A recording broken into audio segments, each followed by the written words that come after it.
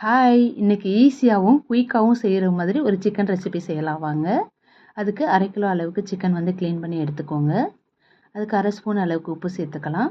1 spoon அளவுக்கு மிளகாய் தூள் சேர்த்துக்கலாம். 1/2 ஸ்பூன் அளவுக்கு கரம் மசாலா சேர்த்துக்கலாம். 1/2 ஸ்பூன் அளவுக்கு பெப்பர் பவுடர் சேர்த்துக்கலாம். 1 ஸ்பூன் லெமன் ஜூஸ் ஆட் பண்ணிக்கலாம். 2 ஸ்பூன் தயிர் இது கூட சேர்த்துக்கலாம். இது எல்லாத்தையும் நல்லா மிக்ஸ் பண்ணிக்கோங்க.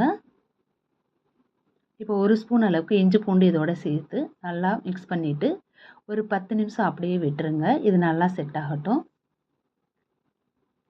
இப்போ பேன் வச்சுட்டு ஒரு 50 கிராம் அளவுக்கு பட்டர் சேர்த்துக்கலாம். நம்ம பட்டரில் செய்கிறப்ப நல்லா இருந்ததுங்க, நீங்கள் செஞ்சு பாருங்கள். இப்போ ஒரு பெரிய ஆனியன் கட் பண்ணி வச்சுருக்கேன், அதை சேர்த்துக்கலாம். ஆனியன் நல்லா பொன்னிறமாக வர வரைக்கும் நல்லா வதங்கணுங்க.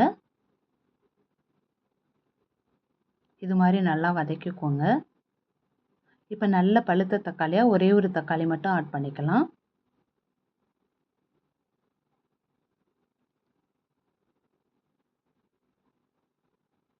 தக்காளி நல்லா வதங்கட்டும். இப்போ ஒரே ஒரு பச்சை மிளகாய் சேர்த்துக்கலாம். இப்போ நம்ம செட் பண்ணி வச்சுருக்க சிக்கன் இது கூட ஆட் பண்ணிக்கலாம்.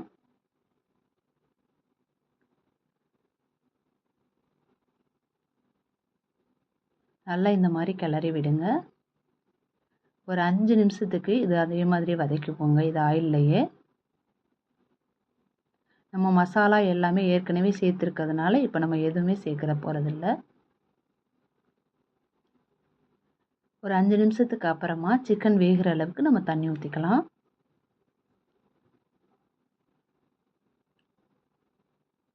கொஞ்சமாக கறிவேப்பிலை ஆட் பண்ணிக்கோங்க. இப்போ நல்லா மூடி வச்சு ஒரு 10 நிமிஷம் நல்லா வேகட்டுங்க.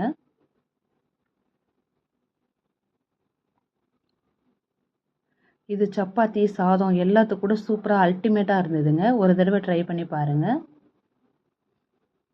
நம்ம பட்டர் சேர்த்துருக்கிறதுனால ரொம்ப ரொம்ப டேஸ்ட்டாக இருந்ததுங்க. ஒரு முறை ட்ரை பண்ணி பார்த்துட்டு உங்கள் கமெண்ட்ஸு ஃபீட்பேக்கை வந்து சொல்லுங்கள். தேங்க்ஸ் ஃபார் வாட்சிங்.